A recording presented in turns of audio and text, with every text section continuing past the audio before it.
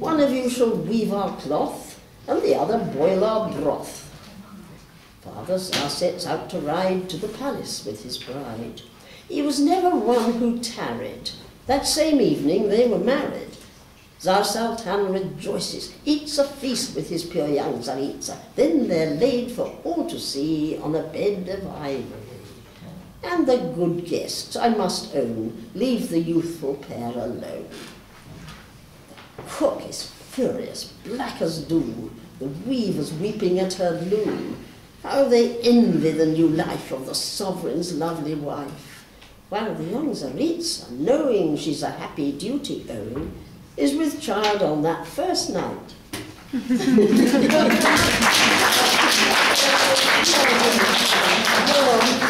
Ты знаешь, у меня 4 детей, 8 внуков.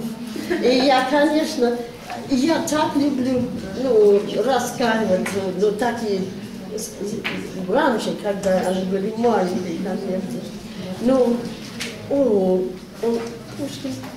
Я хорошо знал, что это интересно и для взрослых, и для детей, любой уровень.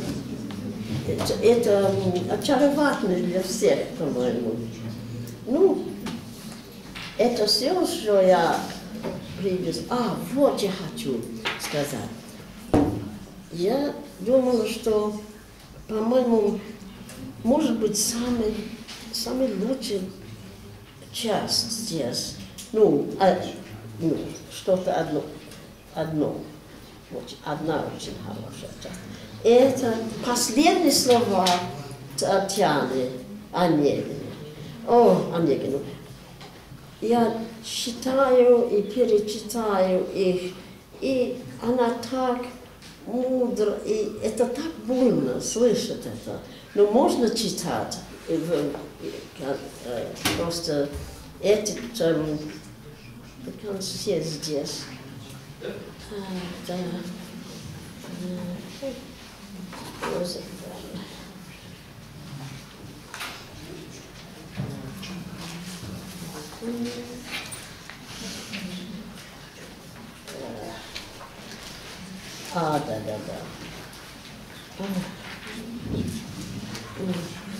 Но, по-моему, все это знают. Не надо 2 раза слышать. Но, конечно, ты знаешь, что это невозможно передать все. Конечно. Я признаюсь, что это невозможно все перевести. Но я просто старалась сохранить музыку и настроение, и уровень языка. И так много проблем связано с этим. Но где она говорят, он в отчаянии, где стоят на коленях впереди, и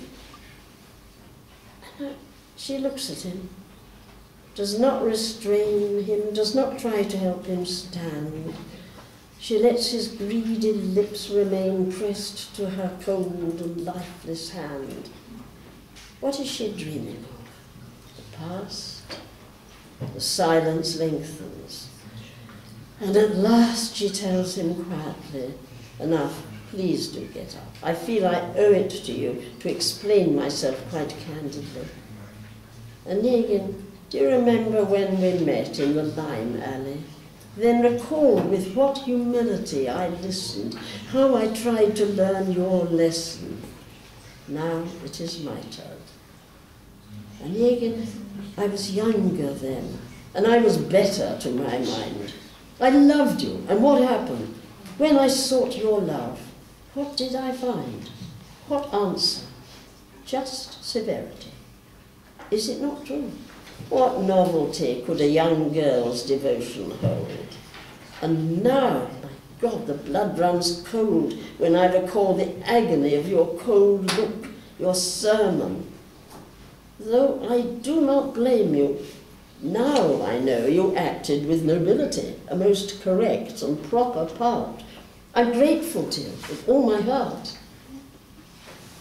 When far from idle talk you graced our wilderness, you must allow I did not please your urban taste. Why do you persecute me now? Why do you want me? Can it be because you have encountered me in high society, where you meet me with the members of the elite, the wealthy few? My husband's fame, the battle scars he bears, that brought us both the affection of the court. Now everyone would know my shame. Perhaps you feel a strong temptation to enhance your social reputation. I weep. If you remember her, your Tanya in her lowly station, then understand I would prefer the coldness of your conversation, your sharp reproof of that pale, pensive young girl in love, to this offensive display of passion in letters and tears. You did at least respect my years, take pity on my youthful dreams. But now what has brought you to my feet? What littleness brought you to this? How can a man who seems to have a heart, a mind, be kneeling enslaved by such a petty feeling? And Jägen, this magnificence, the tinsel of this hateful life, my triumphs and my eminence, my soiree as the general's wife, what is this masquerade to me? I would exchange it willingly, this noisy, brilliant vortex, for my bookshelves, my wild garden, or our old home's simple poverty. Those places that I see no more, where first we met, Jägen, or that quiet, humble cemetery, where now, beneath the branching shade, my poor dear Nanny's bones are laid. Oh, happiness, how close it came. It was so possible. Fate decided otherwise. I blame myself. In that young reckless state, with mother making tearful pleas, imploring me, all destinies were equal to poor Tanya. So I married. You must leave me. Go, I beg of you. I know, my friend. I know your heart, and there I see pride, honor, and integrity. I love you. Why should I pretend? But I am given to another now. I will be faithful to my vow.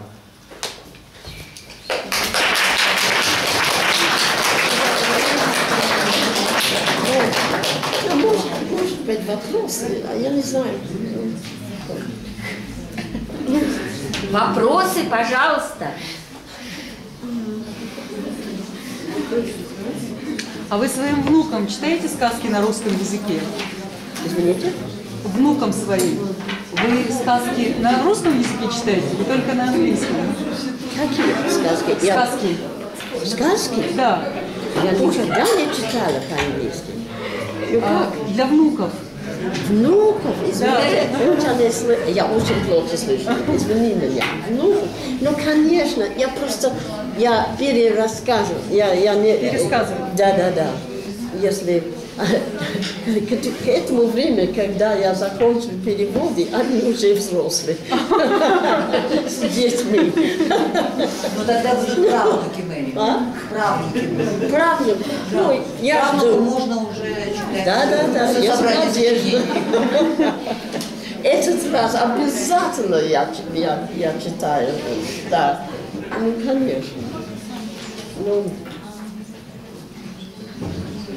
ты знаешь, я хотела сказать, а я забыла, что наши языка, вот английский язык, это очень ямбурский язык. Это очень, например, обыкновенные предложения по-английски очень часто просто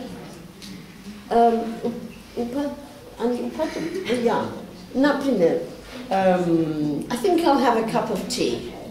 I'll go and put the kettle on. Это четырехстопные ямбы. I think I'll have a cup of tea. I'll go and put the kettle on. Но это так часто бывает. И Первый, когда я перевожу, я, конечно, я, ну, все эти знаки, там,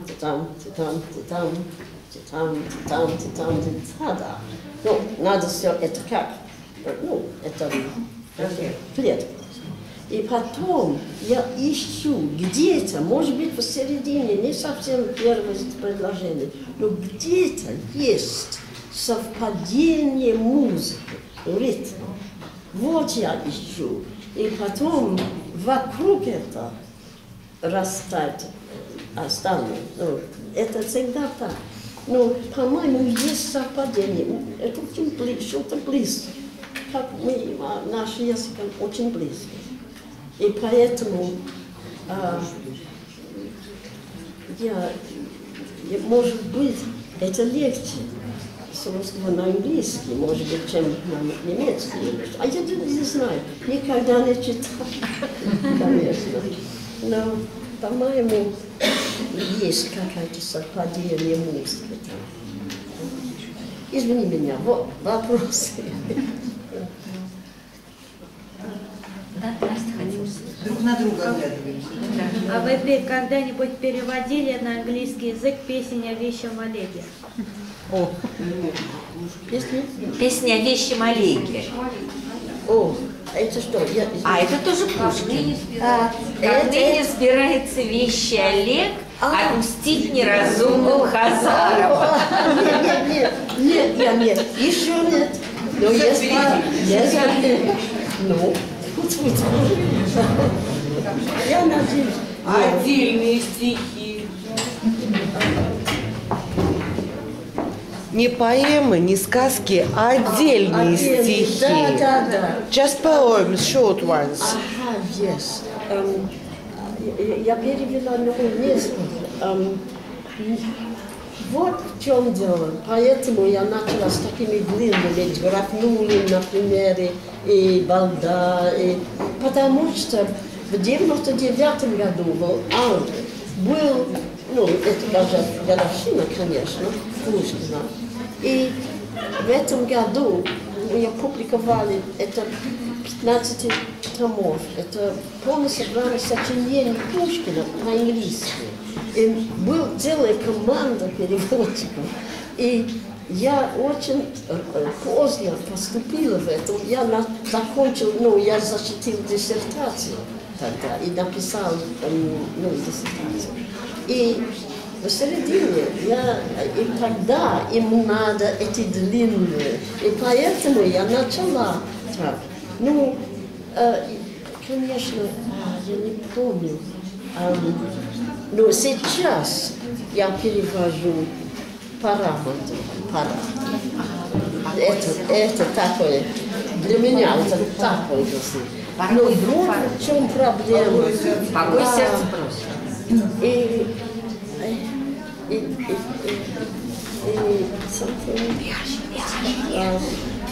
да, умрем. Да. Ну, это очень трудно. Ну, это займет еще несколько недель, месяцев или что. Я не знаю, но я начала это. Но я не помню. Память моя так плохо, что я много лет назад лирические стихи я начала перевести. Например, wait a minute. Конечно, потому что моя старая эмигрантка настаивала, ну что я должна писать мороз и солнце, день чудес. Конечно. Yes, frost and sunlight, wondrous morning, and you, my charming friend, still warm. No, я закончила, но я не помню, извини меня.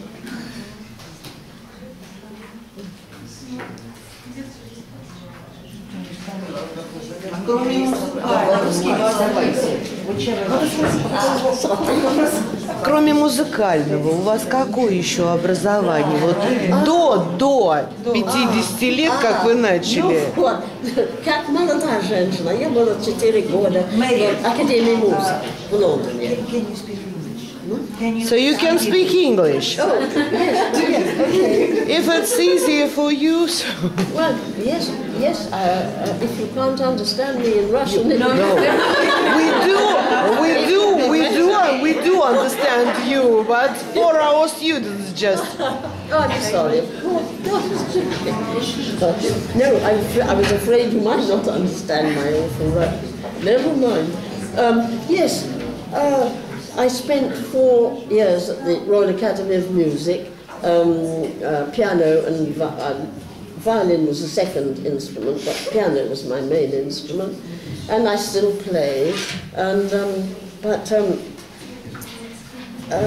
then, you know how life is. You know, I got married, and then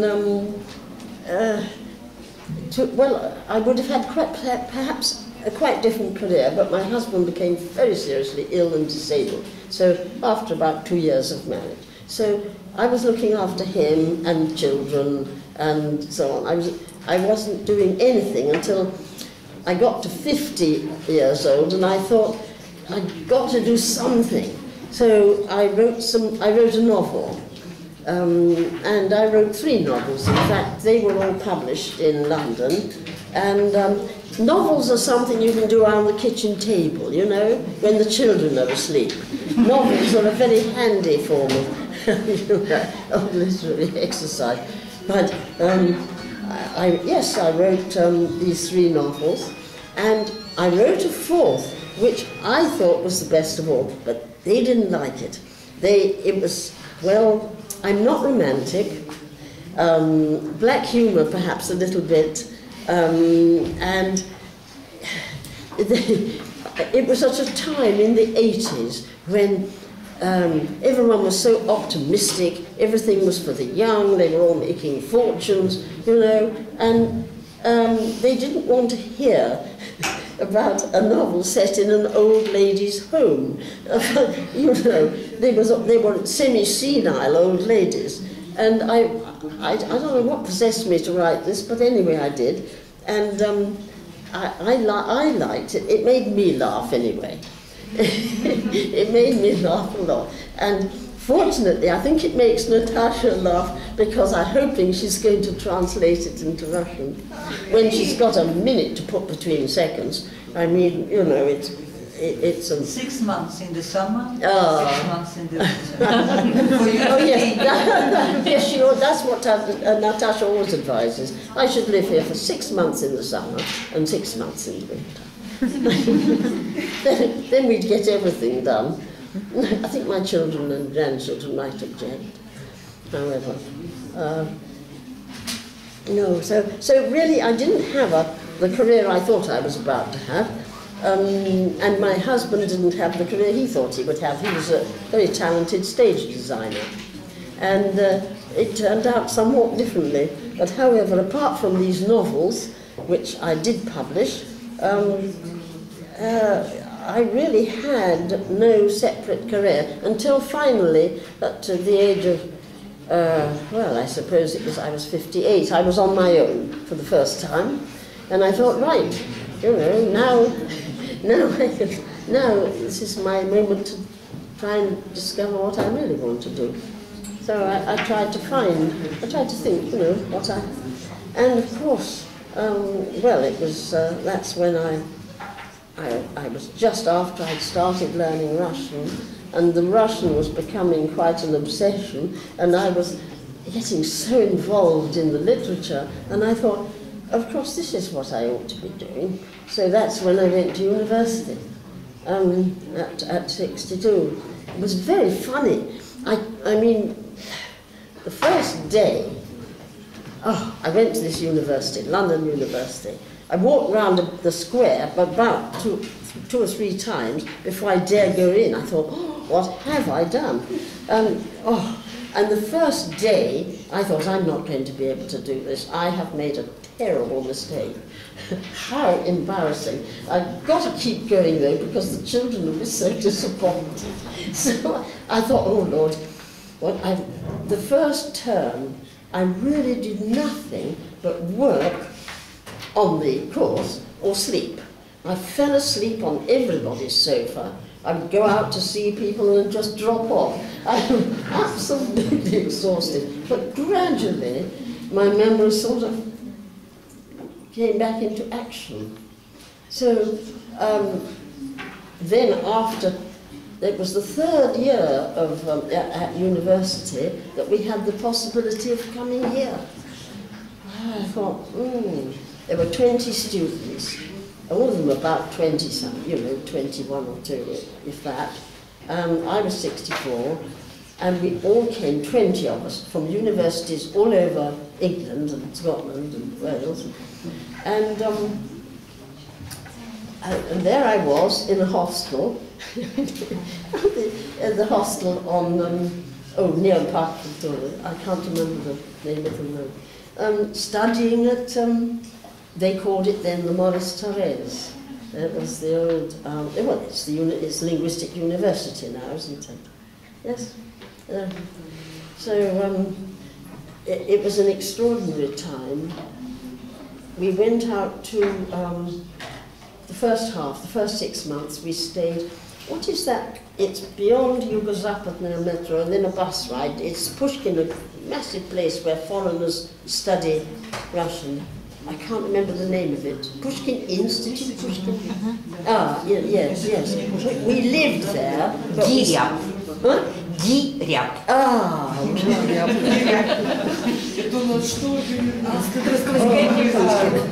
we studied there. Well, we lived there, but then every morning we had to get up terribly early because, you know, we had to get a bus to Yugo-Zapad and then get to Park Cultura to get to, you know, into Maurice Thorez on the Storge. And I have friends that I made then, young students, who are now, you know, middle-aged. And I've got several lovely friends who were there, one of this group of 20 students. Oh, we had such fun. And in the Pushkin Institute, there I shared a room with a lovely young woman, half my age, who was teaching at Irkutsk University. Russian, yes. Soviet lady. And so I shared a room with her. We had such fun. And I've been 2 or 3 times to Irkutsk to visit her since then.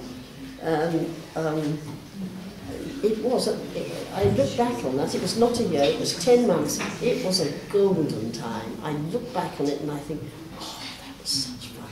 I hadn't been out of the country for 30 years because I was looking after my husband. He couldn't travel. So suddenly I'm in a hostel in Moscow with a lot of young students. Oh, it was such a funny time. It was wonderful.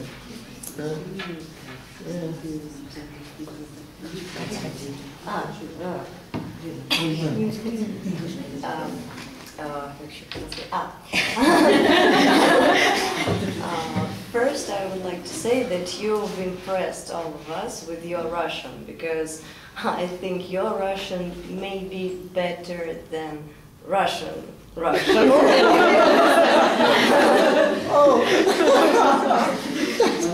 no, that's very kind of you. But and my question is, don't you want to try to translate other Russian poets, not only Pushkin? Look, if I had another 50 years...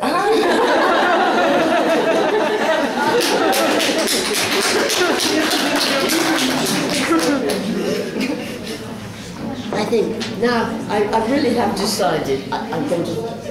It's just going to be Pushkin now. I love it. You know, why should I settle for second best? Yes, if I were younger, of course, it would be more adventurous to explore other writers and so on. But I do so love translating Pushkin. It keeps me sane. Absolutely. First thing in the morning, I love waking up very early. Listen, when I was your age, I could not drag myself out of bed in the morning. I hated it so much. I thought, oh, I shall die if I have to do this every morning. But however...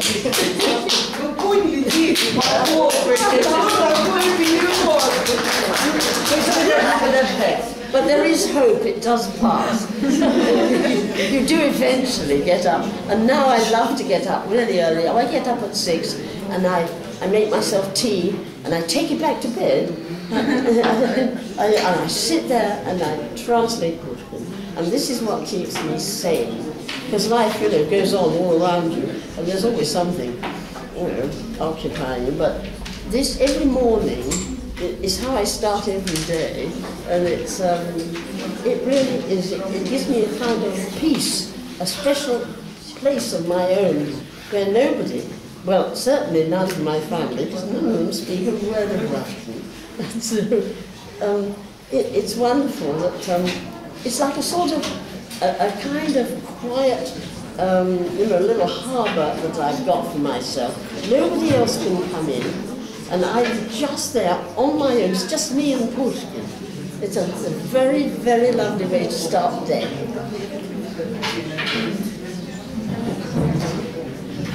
What will you do when all the Pushkin is translated? I think it will last me. I don't think I shall get through all of it. I mean, what an extraordinary man, the range of Pushkin's writing. And the amount of it, he wrote so widely about so many things, and I certainly shan't get through all of Pushkin. But I did love translating Gorya Tuma. It was great. But I think I'll stick with it.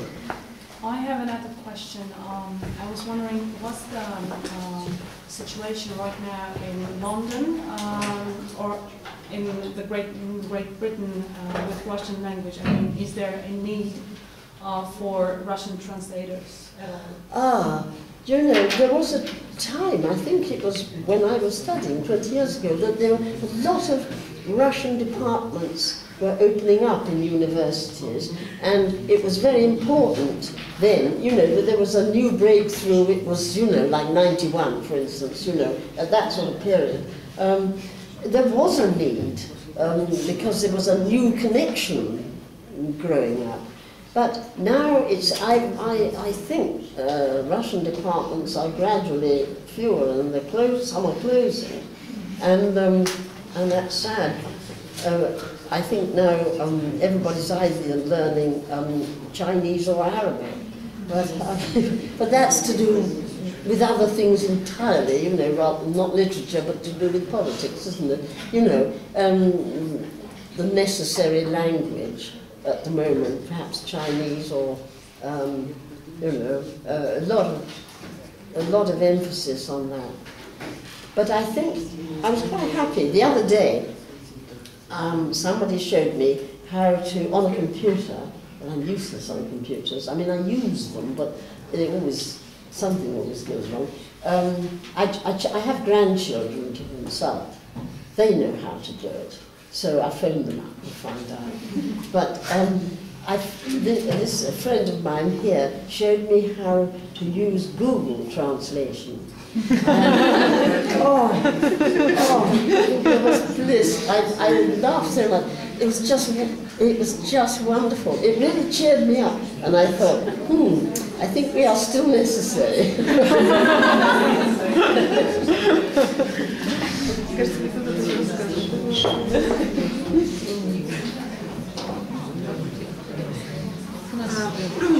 After you started studying in Russian, did anyone of your family get interested in studying Russian, in translating at all? Not one of them. I tried and tried. Too hard, perhaps. They used to say,